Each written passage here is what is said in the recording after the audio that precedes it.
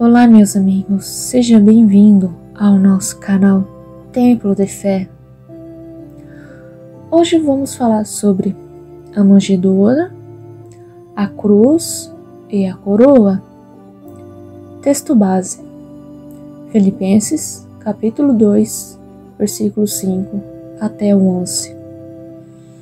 De sorte que haja em vós o mesmo sentimento que houve também em Cristo Jesus, que sendo em forma de Deus, não teve por usurpação ser igual a Deus, mas esvaziou a si mesmo, tomando a forma de servo, fazendo-se semelhante aos homens. E achando na forma de homem, humilhou-se a si mesmo, sendo obediente até a morte de cruz. Por isso, também Deus exaltou soberanamente e lhe deu um nome que é sobre todo o nome, para que ao nome de Jesus se dobre todo o joelho dos que estão no céu e na terra e debaixo da terra, e toda a língua confesse que Jesus Cristo é o Senhor, para a glória de Deus Pai. Esta lição considerada 3 fases do ministério de Cristo. Vamos olhar para ele em sua manjedoura e depois olhar para a sua cruz. Concluiremos, então, em um estudo envolvendo a sua coroa, que possamos ter uma compreensão mais plena e completa do plano de Deus. Primeiro, a manjedoura enfatiza a humanidade do Senhor. Lucas capítulo 2, versículo 7. Não apenas aponta para a humanidade de Cristo, mas também para a humildade de Cristo, começando em seu nascimento, e deu à luz a seu filho primogênito. Envolveu-o em panos e deitou-o numa manjedoura, porque não havia lugar para eles na estalagem. A manjedoura, ou berço das vacas, era mais para animais do que a estação de parto. No entanto, como não havia lugar para a pousada, ele nasceu entre os animais que criou.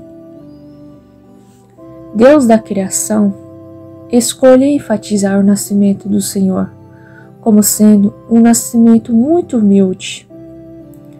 Isso esclarece o significado das Escrituras, que dizem: sendo achado na forma de um homem, ele se humilhou, tornou-se obediente até a morte, mesmo a morte de cruz.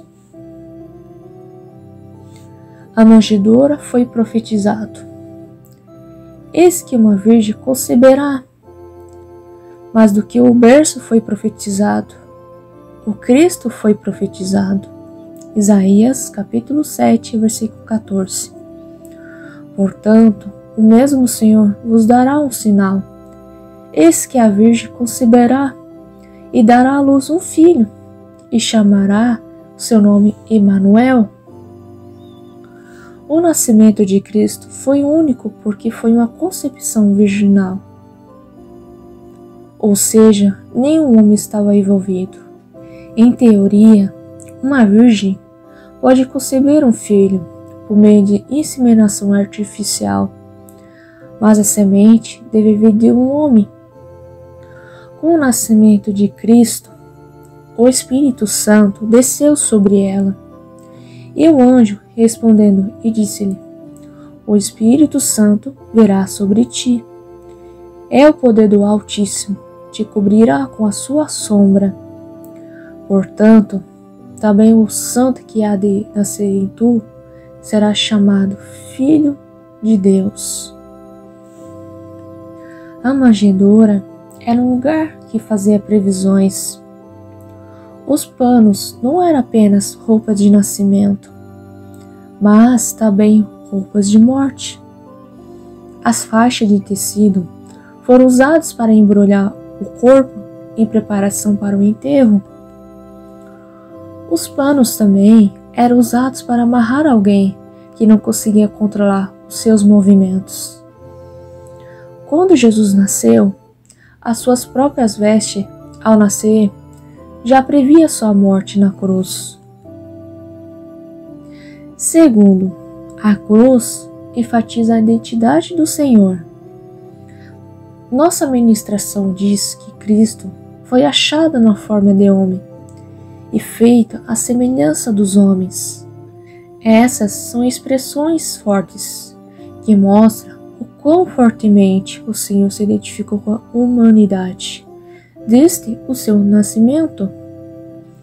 Observe a definição dada pelo teólogo Strong, como englobando tudo em uma pessoa que atinge os sentidos, a figura, o porte, o discurso, as ações e o modo de vida, e etc. Essa identificação continuou até sua morte. A cruz era um lugar de sofrimento. Ao longo das Escrituras, a agonia da cruz é mencionada. Isaías, capítulo 53, versículo 4 até o 5. As Escrituras nos dizem: verdadeiramente, Ele tomou sobre si as nossas enfermidades e as nossas dores levou sobre si, e nos reputamos por aflito, ferido de Deus e oprimido. Mas Ele foi ferido por causa das nossas transgressões e moído por causa das nossas iniquidades. O castigo que nos traz a paz estava sobre Ele, e pelas suas pisaduras fomos sarados. Portanto, Cristo sofreu por ti e por mim. A cruz era um lugar de sacrifício. Hebreus capítulo 9, versículo 26 diz: de outra maneira, necessário-lhe fora padecer, muitas vezes desde a fundação do mundo. Mas agora, na consumação dos séculos, uma vez se manifestou para aniquilar o pecado pelo sacrifício de si mesmo. A palavra sacrifício é uma palavra profundamente enraizada em toda a palavra de Deus. É uma palavra que remonta ao primeiro sacrifício, quando Abel ofereceu o seu cordeiro, ou mesmo antes disso, quando Deus matou o animal para cobrir a nudez de Adão e Eva. Em todo o Antigo Testamento, especificamente no que se refere à lei, houve incontáveis sacrifícios feitos, e você deve saber que todos eles apontavam o último sacrifício, que foi feito na cruz, quando o Cordeiro de Deus se sacrificou. A cruz era um lugar de salvação.